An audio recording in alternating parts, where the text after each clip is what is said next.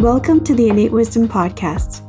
I'm your host, Loren Sofia, functional fertility coach and owner of Innate Fertility, and I'm honored to guide you through each episode where we'll cover not just fertility, but how to rediscover the innate wisdom of your body, restore your connection with your physiology, bioenergetics, and metabolism, and get back in touch with Mother Nature and ancestral traditions. Welcome to another episode of the Innate Wisdom Podcast. On today's show, I'm excited to invite women's health dietitian who helps women get to the root cause of hormone imbalances and have healthy menstrual cycles, Amanda Montalvo, to chat all about minerals. If you've followed me for a while, you've probably seen me talk a lot about minerals. And minerals are actually one of the things I like to nerd out on most. And interpreting my clients' hair tissue mineral analyses is one of my favorite things to do, honestly.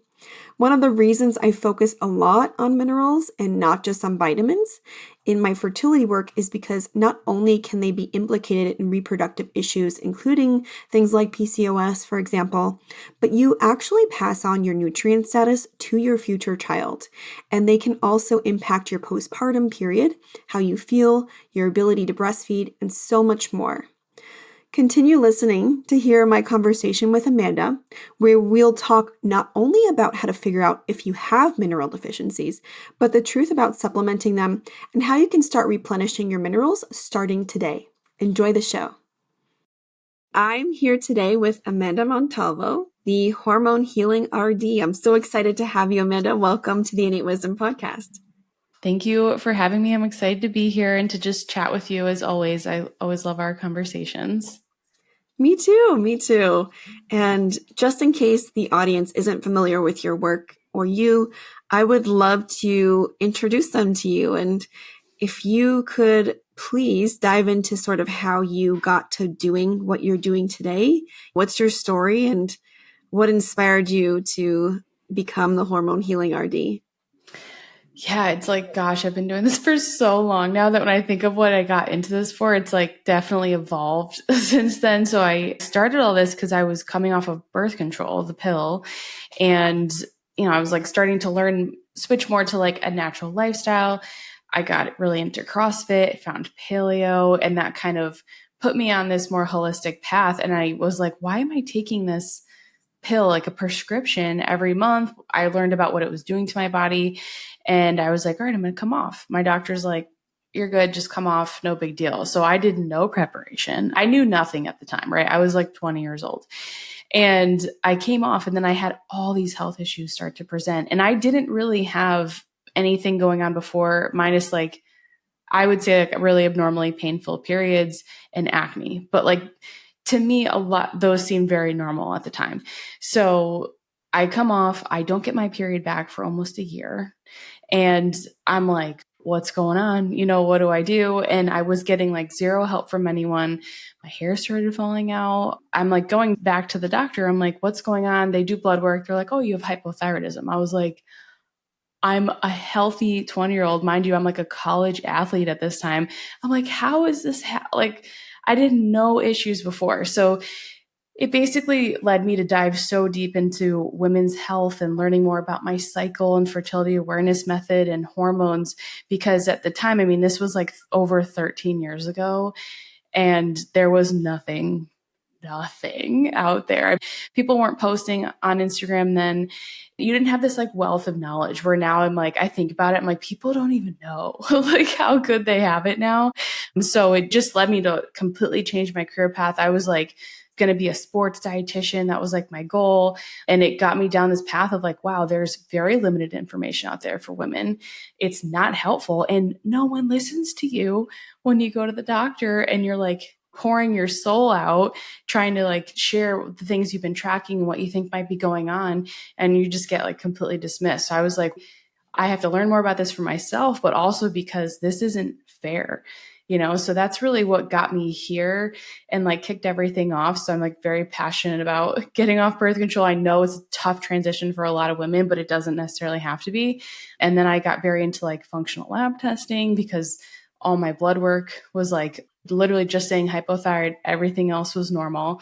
And it was really frustrating. And that kind of led me down the path of like the whole functional wellness space and brought me here today. Thanks for sharing. there was just so many things that you said that are very much basically aligned with my journey too. My whole journey started with coming off the birth control pill too. So Oh, it's just, it's always interesting to hear where people got started. And just so happens we both were inspired by the same thing. I think it's just such a hard transition if you're not prepared for it. And like some people are totally fine, but if you're not, it's very confusing. And then you try to bring it up with the doctor and they're like, nope, it doesn't do that. The pill doesn't do that. So it's definitely not that. It is hard. And I'm going to go on a tangent a little bit, but considering most women that take the pill aren't taking it for contraception, Yeah. and then they come off of it expecting all the things that they were taking it for to be gone, we're kind of being sold a little bit of a lie there. Yeah. So it's no wonder, there are definitely people that come off and are totally fine, but I was not one of them and you were not one of them. It's hard and I struggled so much at the time, but I'm obviously grateful for where it brought me eventually. And I'm like, and honestly, I'm glad it was me because I had the knowledge and I was like learning about not a lot of that stuff in school, but I had such a science dense background that it wasn't difficult for me to like figure out what was going on, And I'm like, man, if someone doesn't have this background, like that's an extremely hard thing to go through. Mm-hmm. Yeah. Well, I have a similar gratefulness for the hardship because, it kind of leads you to what you end up doing today. And I appreciate exactly what you're doing. And I don't know that either of us would be where we are today or doing what we do if we hadn't gone through that. So silver linings. Yeah. Well, I also want to talk to you about minerals because this is also your area of expertise as well. And today's episode is all about minerals. So for the audience and for those who might not be familiar with the term minerals or exactly know what that means, would you mind describing what minerals are and how are they different from things like vitamins?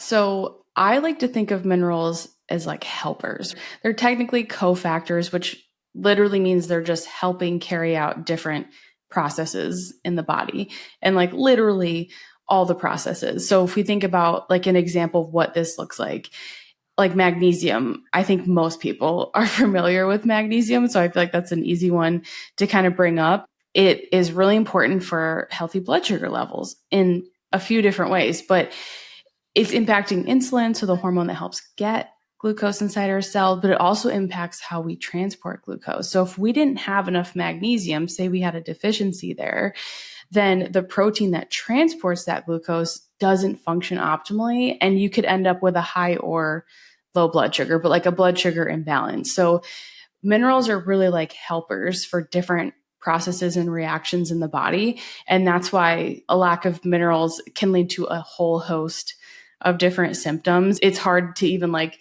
nail it down. I'm sure we'll like talk about some signs that minerals are deficient or out of balance, but they do impact like so many different systems in the body. They are micronutrients like vitamins. So they're nutrients that we need in smaller amounts. But when it comes to vitamins and minerals, they have different chemical structures.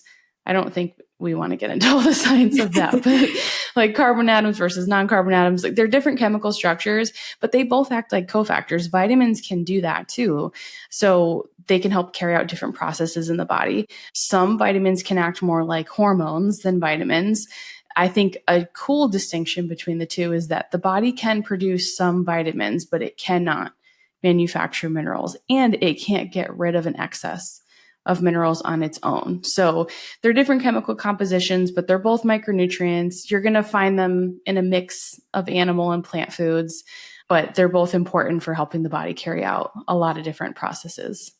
Thanks for breaking that down. I hope that the audience, if you were confused, you have a clearer picture now. And I think the helping carry out processes in the body is really important because some minerals, they help perform 500, 3,000 different things. And so they're really critical. And so when they're deficient, it can cause a lot of problems. And so I'm wondering if you can share what some signs are that you might need more minerals?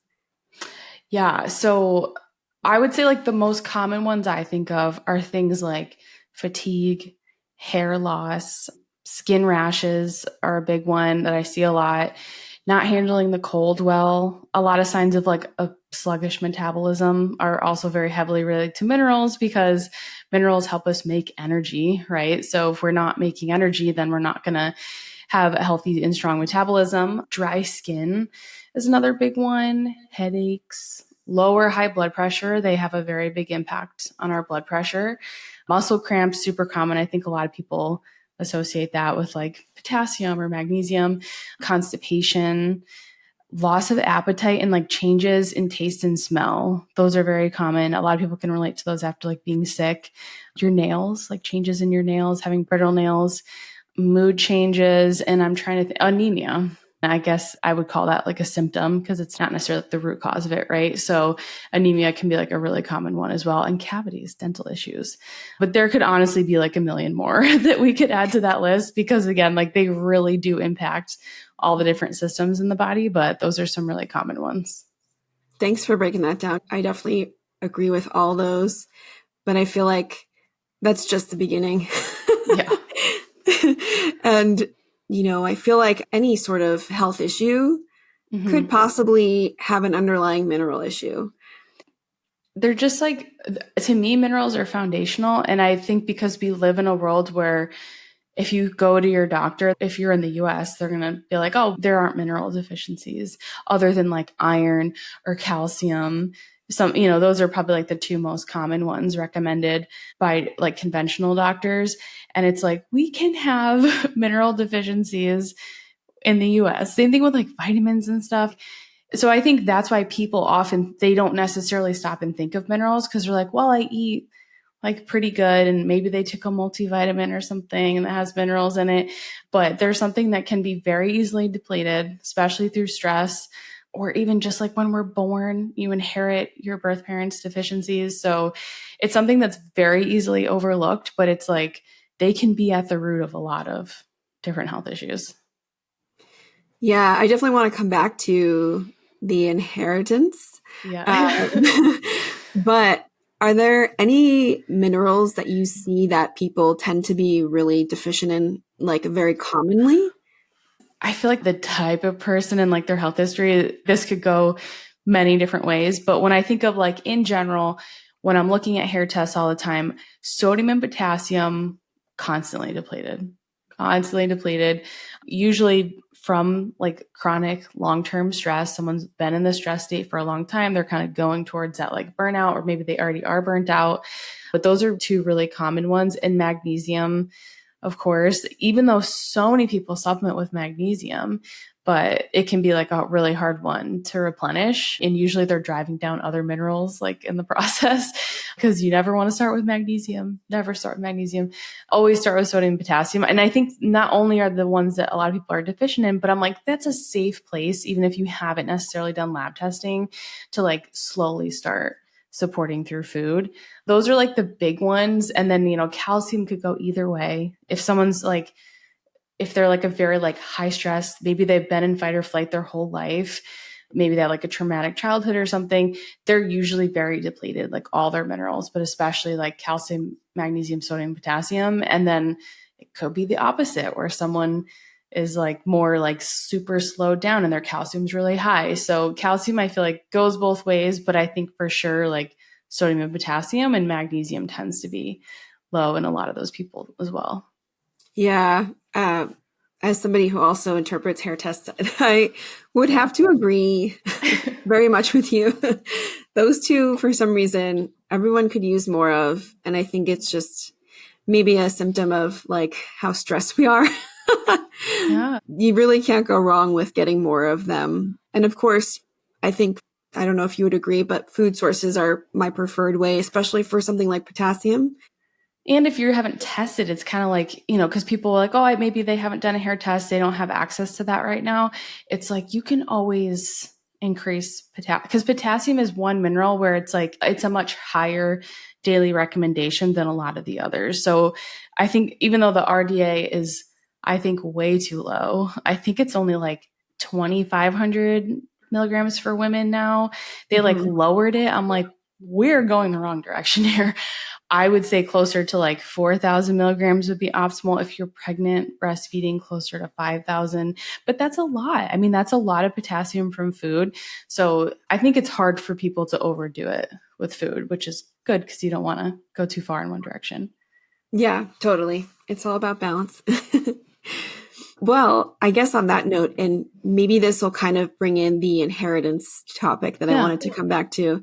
And because I'm in the fertility space, I have to ask this. I'm always thinking about the connections of everything to reproductive health. And I'm wondering if you could share some of the most important minerals from your perspective for fertility and pregnancy. Yeah. I think one of the first ones I think of is zinc, especially like if we're thinking of like men and women. It's so important for egg development. It helps the egg like make sure that it's in a good place before it goes through that maturation process, which is going to be so important for actually conceiving and making sure that egg gets fertilized and is like high quality. So I think zinc is huge. It also helps with our FSH and LH signaling, which makes ovulation occur. And then for pregnancy, right? If we have a zinc deficiency before we conceive, it can lead to issues with the placenta, just like the development of it, which then, of course, is going to impact the development of the baby and could possibly increase the risk of like miscarriage, neural tube defects, stuff like that. So I feel like in pregnancy, like iron gets all the attention. And I'm like, what about zinc? Zinc is like so important, and it's really important for men and healthy testosterone levels as well. So it's one of those where I'm like, I think zinc is super important. I don't think everyone should run out and take a zinc supplement. It's very easy to get from food. And everyone's gonna be like, I don't want to eat oysters. You don't have to eat oysters to get zinc. I mean, red meat is an amazing source of zinc. So I'm kind of like, I don't know why people don't just like go for that as the first source if they're not into oysters. We don't all have to eat a can of oysters every day. But zinc is a very, very important one, and one I tend to think of right away, especially if we're thinking of like conception and stuff too. Iodine is very crucial, and it's one that I think is also very common to be deficient in as well. So we need iodine for healthy thyroid function to make enough thyroid hormone. And if you think about pregnancy, I mean, your thyroid is working way above its normal capacity. So if we are deficient going in to pregnancy with iodine, then you could have some thyroid issues. Maybe you don't know, maybe your thyroid labs look normal, but then like you're going into pregnancy and like if you start to struggle with thyroid, which is very common, I see it all the time, that can make it so that you're much more likely to have a miscarriage. Unfortunately, I've had clients in the past with like recurrent miscarriages, which is truly the worst because they had like a subclinical hypothyroidism. So like it wasn't able to be diagnosed because it wasn't bad enough. And I'm like, really, this is our medical standard. And that can be super frustrating. Maybe they don't do well with thyroid hormone medication. And it comes back to like, well, let's like assess your mineral status deeper because so many things are going to impact how we use that thyroid hormone. But iodine is so, so important. It's important for breastfeeding.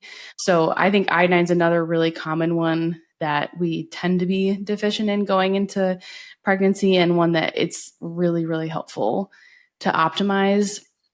And then I also think about copper, of course, right? We need copper for healthy egg development. And it's actually, I was reading this article about how it's really important for preventing chromosomal abnormalities in women too. And it helps us make energy. It's one of the minerals that helps us make energy, ATP, our body's main fuel source. So it's crucial. And then if we're thinking of iron, a lot of women end up supplementing iron in pregnancy. And it just really makes me question, like, is it a true iron issue, especially if they did not have issues prior to pregnancy? Or is this like a copper and like a bioavailable copper issue? And it could be copper, it could be vitamin A. I've talked about this extensively. I know you have too, but copper is definitely one of those where I think doesn't always mean we need more, right? But it could mean that like, hey, we need to like optimize this. And then magnesium. I know I said, we don't always want to supplement magnesium first, but it is really important for pregnancy. I also think of like preparing for pregnancy, postpartum. I mean, there's so many transitions. There's a lot that goes on stress wise. So I think it's very easily depleted. We use it up a lot faster during pregnancy. And it does have an important role in egg maturation. So I think that's a big one, and sperm function in men. But I think one of the cool ones that no one talks about is selenium. I feel like no one talks about selenium and fertility.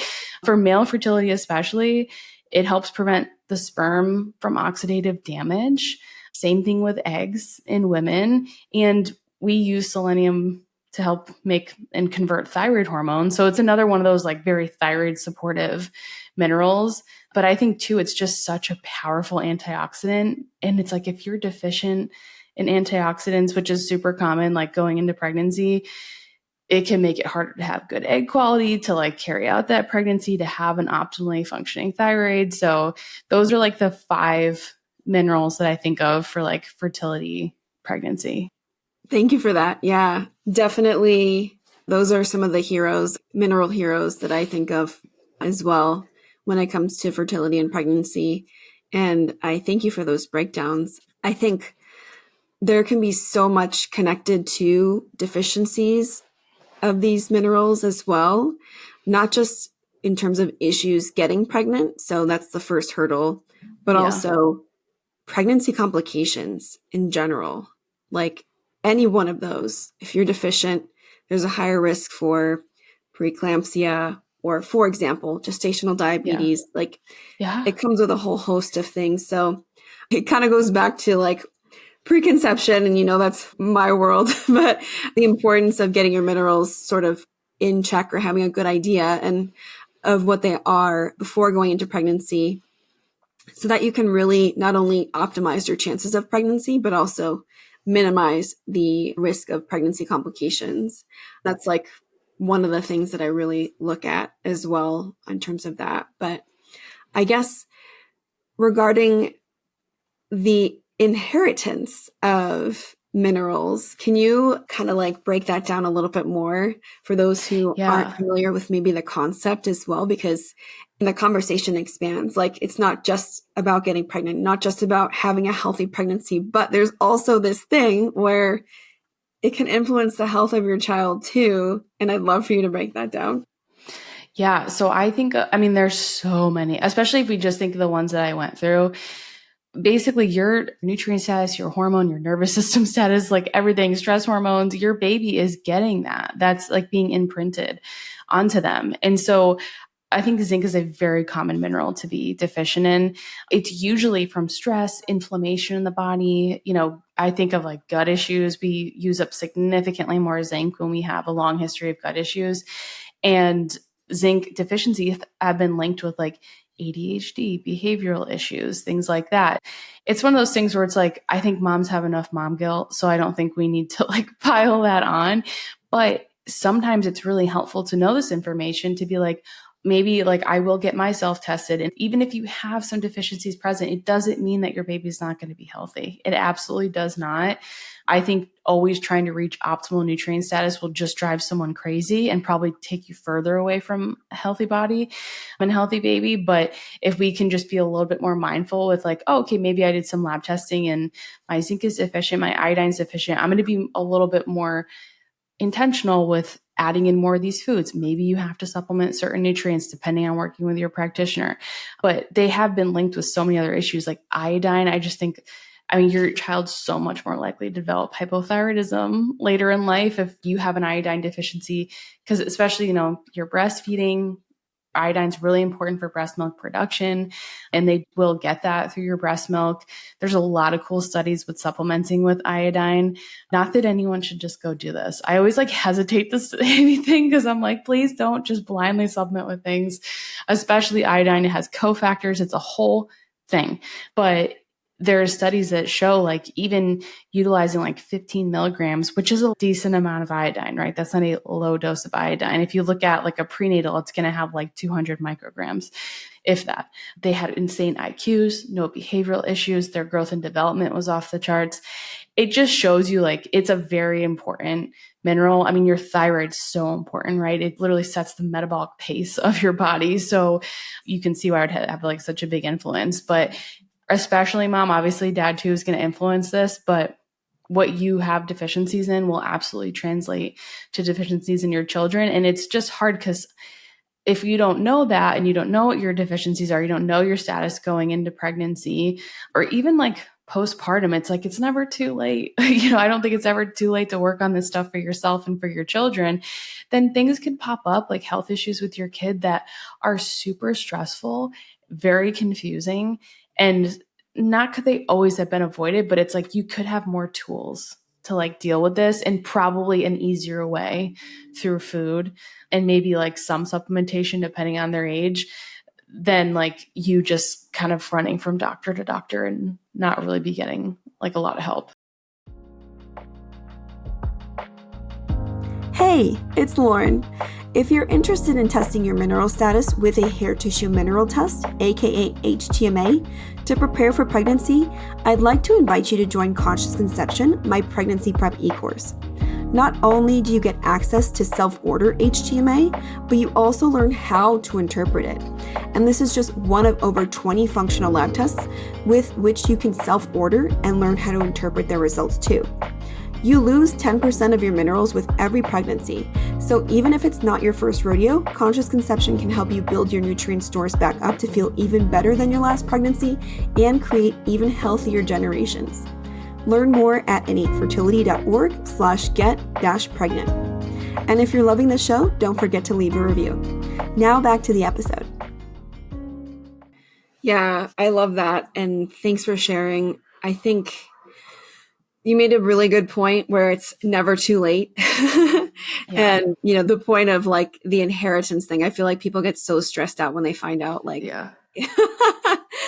It's an uncomfortable truth, maybe, perhaps, but it's also very powerful because I think while it's never too late, you also, depending on, your situation, and I know pregnancies, many of them are unplanned, almost half, but Yeah. if you are able to prepare, just think about the opportunities that you can unlock with that.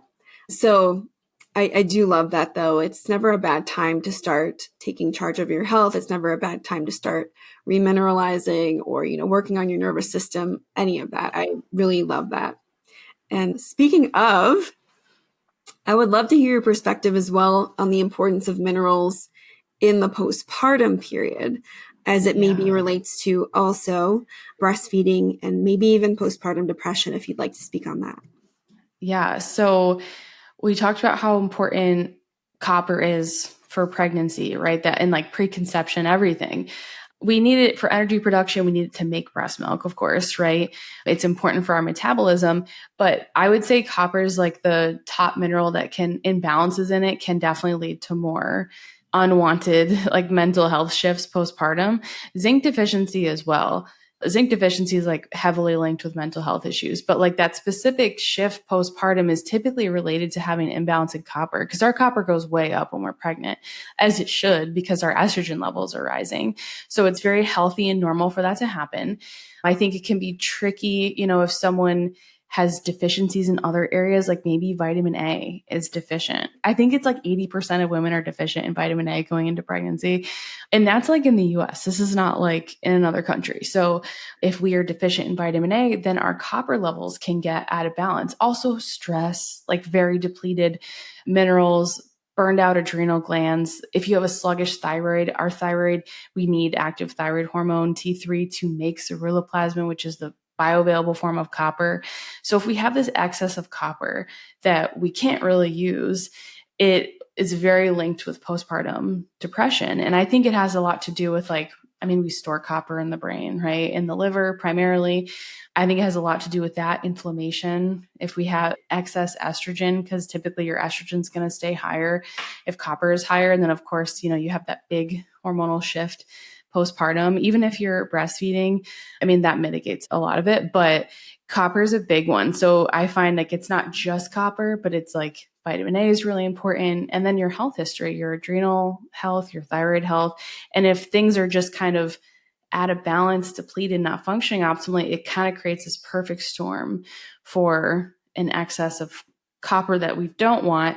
And that has been linked to postpartum depression. There's some cool research around this too. And I feel like people are really finally talking about it as something that's like, hey, this is tangible. Like this is something that we can work on without medication necessarily and actually help women with. And, regular conventional gynecologists are talking about it. So it's like, it's a real thing. It's a big deal. But I think copper is like a huge one to think about. And like whenever I have a client with a mental health history, like especially, I have a family member that just had a baby. This is something we were very, very aware of and trying to work on while she was pregnant.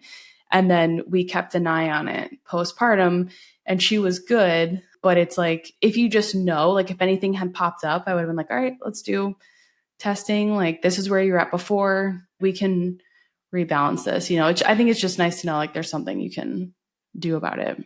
Yeah, absolutely. It's information. And again, it doesn't have to be like perfect, like you said, Yeah. because chasing that like perfect mineral status is basically impossible. Yeah. But creating awareness around your metabolic patterns is basically what the mineral test can tell you. And that can really help mitigate a lot of these things, or at least support you and provide more information about where you could be sort of getting more of one or less of one. And two, like she's like not a very functional person, the one I was helping. And so, she's not into all this stuff, but it gave her some buy-in for, I'm like, I know you have a stressful job, but like, I don't care because this could potentially greatly impact how you can balance copper, your ability to balance that postpartum. And that was a really good motivator for her. So just like knowing that, I'm like, it's not that you have to take a certain supplement. It's usually a lifestyle thing. So especially when it comes to minerals. So I think it's like just helpful to know. I talked about iodine a bunch. I mean, iodine's so important for breast milk production. Our thyroid has a very big impact on that. There's also some research on selenium and just like the quality and health of breast milk and how it can help prevent like oxidative damage and stuff. But iodine is like repeated. I feel like iodine, copper, we could like repeat those over and over. Potassium, there is such little research on potassium in breastfeeding, but I've had so many clients when they up their potassium intake, it improves their supply, their energy, their digestion, everything. So, I mean, I have basically zero research to back that up other than like client like stories. But I do think like if you can be cognizant of like trying to eat more potassium rich foods postpartum, it's not going to hurt. It's only going to help energy, blood sugar balance, stuff like that. Magnesium. I mean, it's a transition, especially if it's your first, you're going from maiden to mother. So it's a lot. And I think if you've never done it before, even if you have, I feel like there's just going to be so many unknowns. There's a lot that you can be uneasy about, unsure if you're doing the right thing. There's usually a lot of Googling, right? In the beginning, is this normal? Why is this happening? And not as much sleep. Sleep is typically pretty broken up. So I think making sure you're getting enough magnesium is important too. It's also very important because that is going to go through your breast milk. It can affect your baby's development, bone development, all those things. So I think that's another big one. And then sodium, right? Sodium's so important also for stress, but also to keep us hydrated postpartum. It's so important to be hydrated to make adequate breast milk, but also I think to like handle stress, especially if you're one of those people that was like many others, like depleted in that sodium, potassium, magnesium going in. And again, like we don't have to be perfect, but these are things that we can support postpartum through food and can make a very big difference with like how well you sleep, how hydrated you stay, your breast milk supply, and just your ability to kind of handle and hopefully be resilient to stressors during that time. Absolutely. I think that's very well said. And like you were saying, it's not just about supply either. If you noticed what Amanda was saying, it's also about the quality of the breast milk, and that's going to influence baby's health too. It's pretty much been demystified now. Like breast milk is the same across the board, but if you had that in your mind, it's actually not true. The quality of the breast milk is actually based on your nutrient intake.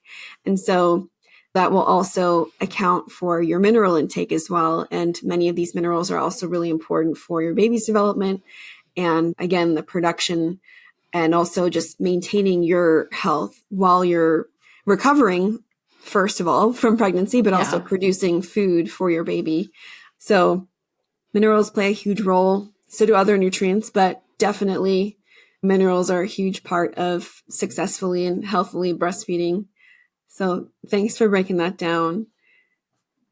And now I'm sure that a couple people, probably more than a couple, are like, oh my gosh, I need to supplement all of these minerals. And I know you've kind of already alluded to like your perspective on it, but what do you think about supplementing minerals? Is it a good idea or a terrible idea? And we'd just love if you could share your perspective on that. I think it depends on the person and the mineral, right? And their situation. There are some minerals that I think we just can so easily get them from food that when we get minerals from food, they're going to be in balance with other nutrients and probably nutrients that science hasn't even discovered that we need to absorb and use them properly. So I think that's like one big part of it. But the other thing is when we isolate minerals, it can lead to imbalances in other nutrients.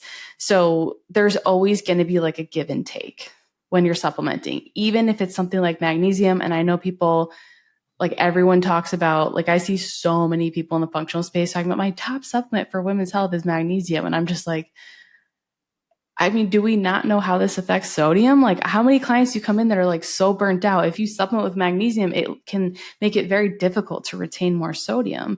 So yes, is magnesium helpful for a lot of people? 100%, but it can actually hinder many people and their long-term kind of adrenal health and ability to handle stress because of how it affects sodium. So I think there's just such a give and take relationship.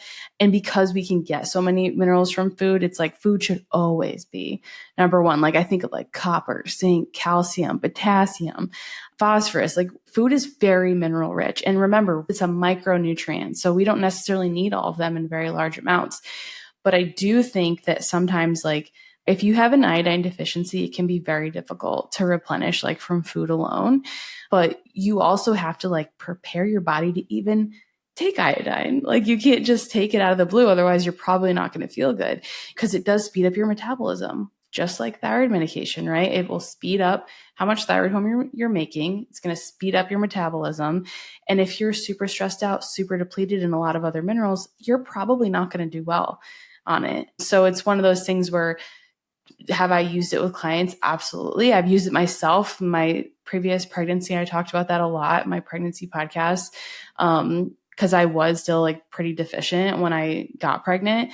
You know, when you read all that research about the IQs and stuff, I'm like, I want to have a really smart baby. So if I'm deficient in this, I'm going to supplement with iodine and safely because obviously I'm a practitioner, but it has cofactors. Like you need to take magnesium, you need to have enough vitamin C. Like sodium is really important for using iodine because we have the little transporter for it.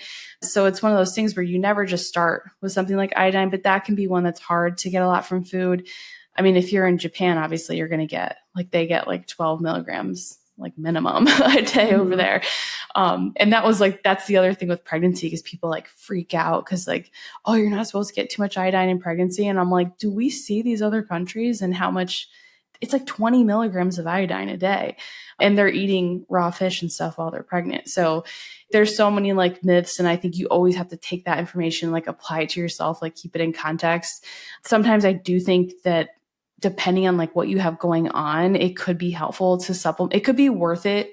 Say, for example, someone has like really bad gastritis and like H. pylori and they want to take a zinc carnosine supplement because they don't want to take a prescription med for like an ulcer, then I think obviously the pros of taking that zinc instead of the prescription med could outweigh the cons of like leading to imbalances in other minerals, especially if you're taking it short term.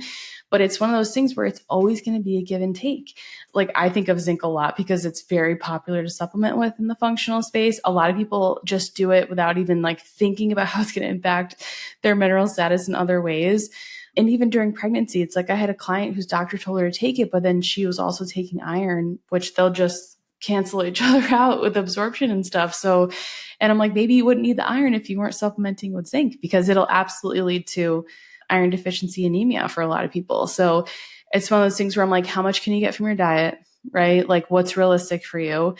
I think of zinc, it's like we need like 3 times the RDA to fix a deficiency in like 6 months. So for women, that's 24 milligrams a day. So if you can get like 15 milligrams a day ish from your diet, then maybe you only take a 10 milligram supplement. Is that going to be a lot less harmful on your other minerals?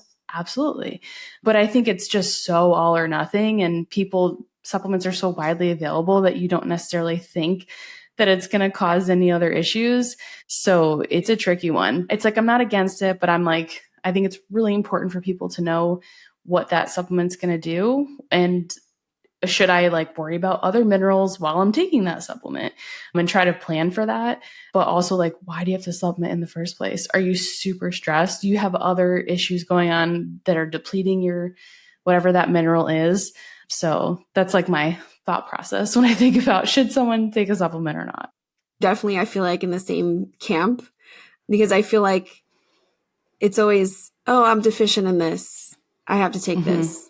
But it really is never that simple. And I feel like you almost gyp yourself if you don't even ask the question why, because you could really start to uncover actually more effective ways to approach a deficiency and like the problem by sort of looking at the bigger picture rather than just trying to like slap a supplement on it. And I definitely think supplements can be so therapeutic and so helpful, but it shouldn't be like an immediate first reach. We should probably be thinking about it because there is an exchange even with non-mineral supplements. So, it's important to think about.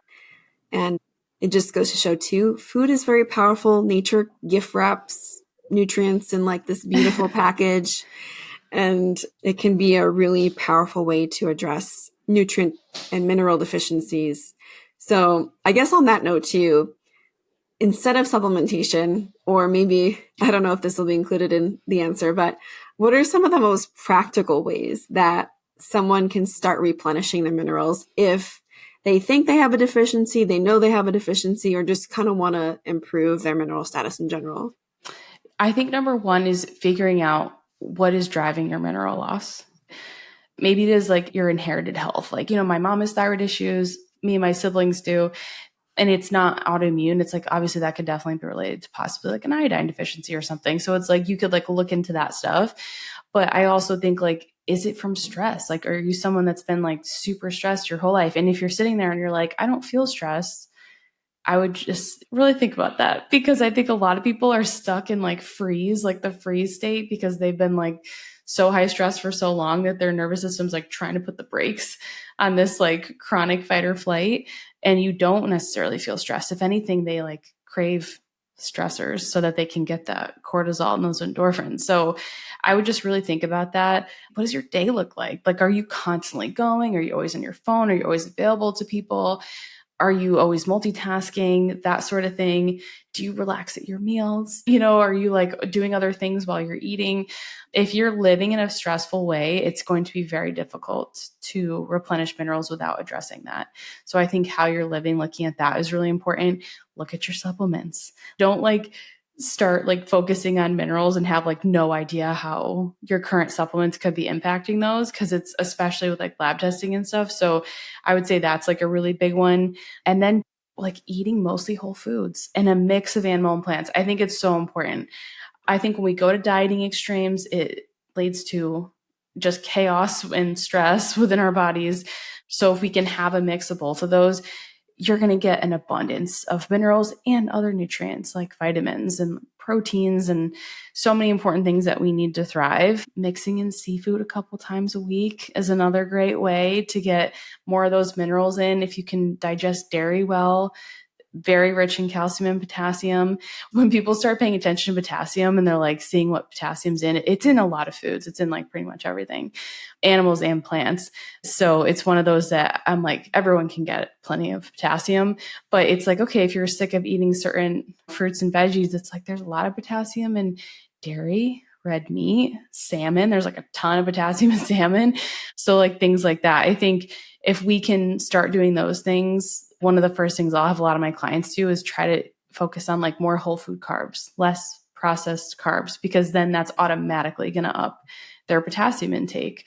So those are like really basic things, but I would say my number one would be like to assess where the loss is coming from. Because if you don't want to start doing all these things to replenish and not understand kind of like the why behind it. Yeah, I think that's a great way to approach it too, because truly getting to the root of an issue can oftentimes require some awareness. And that's a really hard thing to reestablish. Like you said, a lot of people are in this frozen state. I find that to be very true in the fertility space too. They're like, why am I struggling with my fertility? I don't understand why. But unfortunately, we've been in this like frozen fight or flight state, and also conditioned by society and the current system available to just like hand off. And, you don't know your body. We know it better than you. So let us handle it. There's a lot of different factors, but, I think that that's a really important piece to it and shouldn't be overlooked. So I appreciate that. Awesome. Well, we are almost at the end. What is one thing that you would like to share with the audience that they can start doing today to unlock the innate wisdom of your body? So I think like if people can slow down and get curious, because I think of, I'm like, what does that mean to like unlock the innate wisdom? Sometimes, I can think of a part of my health journey where I'd be like, I don't even know what I need, where you're just so detached. And again, like you've been handing over your health to practitioner after practitioner, and it can be really hard to know what you need. But I think a lot of it comes down to like taking in less information, number one. And I know you guys are listening to this podcast, but hopefully I think we share supportive and helpful information. So hopefully that's different. But taking in less information, slowing down, if you're constantly going and doing, you're never being. And if you don't ever slow down to think about like, how am I feeling? What do I feel? What do I feel like my body needs? Or if you do that and you're like, I have no idea, you're probably pretty detached, right? You don't have that intuition to know like, okay, even just paying attention to like your hunger cues, thinking about like going to the bathroom when you have to go to the bathroom. I just think of like so many women that they're like, I'm never hungry. They have constipation problems, bowel issues.